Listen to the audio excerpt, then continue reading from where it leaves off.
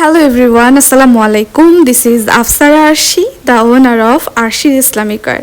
আজকের দিনটা শুরু হয় অনেকটা এক্সাইটমেন্ট নিয়ে। সকালে আমার দুবাই থেকে পণ্যগুলো এসে পৌঁছায়। নতুন কালার্সের যতগুলো ইনার ছিল, ইনার ক্যাপ সেগুলো নেমেছে আলহামদুলিল্লাহ। গতবারও এসেছিল আলহামদুলিল্লাহ, ওগুলো স্টক আউট, এখন আবার নতুন করে চলে এসেছে।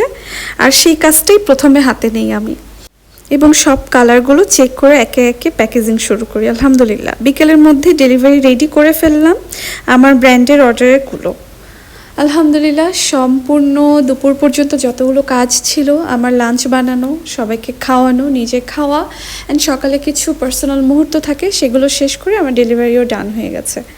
অ্যান্ড যত আবায়ার ডেলিভারি ছিল সেগুলো আমি হাফ রাতে লিখে রাখি আর বিকেলে জাস্ট ডেলিভারি দিই। বিকেলে বের হলাম নর্থবার্গ রেস্টুরেন্টে।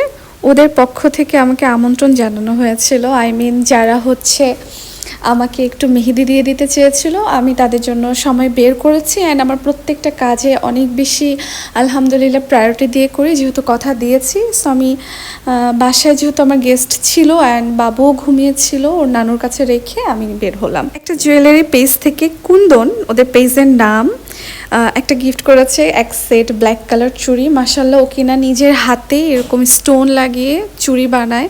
আমি জানি না এত কষ্ট করে কিভাবে মাশাল্লাহ এত সুন্দর করে বানায়, আমার হাতেও অনেক মানিয়েছে। এরপরে আমাকে মেহেদি দিয়ে দিল ফারজানা মিম নামের মেয়েটা, অনেক সুন্দর করে ডিজাইন করে দিয়েছে আমাকে, অ্যান্ড আমি চুজ করেছি যদিও একটা সিম্পল ডিজাইন।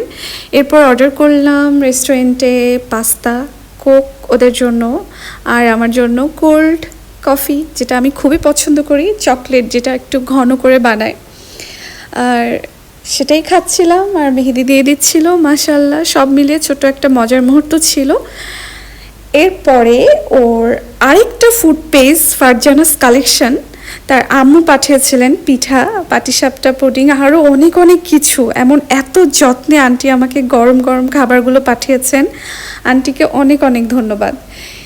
কিছু সময় তো বাহিরে কাটালাম অ্যান্ড মেহেদি দিলাম, সময়ে সবার সাথে গল্পও করলাম, আমার খুব ভালো লাগলো আলহামদুলিল্লাহ। কিছু পিকচারও তুললাম অ্যান্ড কিছু ভিডিও ওরা আমার ক্লিপ নিয়ে দিচ্ছিল। অ্যান্ড মাশাল্লাহ সব মিলিয়ে সব কিছুই অনেক সুন্দর গিয়েছে। আমার হাতে যেহেতু একটু সিম্পল ডিজাইনের মধ্যে করেছিলাম, তো আমি দুই হাতেই সেম ডিজাইনই রেখেছি। আর যে মেহেদিটা দেওয়া হয়েছে সেটাও তামান্না নামে একটা ছোট বোন আমার, ও খুব মাশাল্লাহ সুন্দর করে নিজের হাতে অর্গানিক মেহেদিগুলো বানায়। তো ফারজানা ওর কাছ থেকেই অর্গানিক মেহেদিগুলো নেয় অ্যান্ড ও নিজের হাতে ডিজাইন করে। তো চাইলে কিন্তু কেউ তামান্নার কাছ থেকে মেহেদি দিতে পারো, কারণ তামান্নাও খুব সুন্দর মেহেদি দেয়। তো এরপরে বের হয়ে গেলাম আমরা, কারণ আমাদের আলহামদুলিল্লাহ সব কাজ শেষ। বাসায় এসে কিছুক্ষণ রেস্ট নিয়ে বাবুকে একটু সময় দিয়ে আমি বসে পড়লাম রিভিউ দেওয়ার জন্য আন্টির হাতের খাবারগুলো।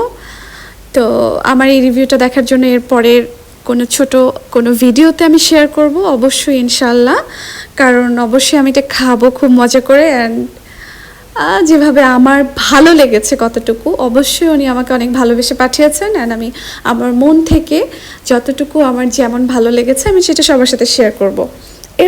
তারপর homemade food for babies by Zafrin থেকে বাবুর জন্য হ্যালো এভরিওয়ান, আসসালামু আলাইকুম। আজকে আরসালান বাবুর একটা খুবই ইনস্ট্যান্ট রান্না আমি একটু শেয়ার করবো সবার সাথে।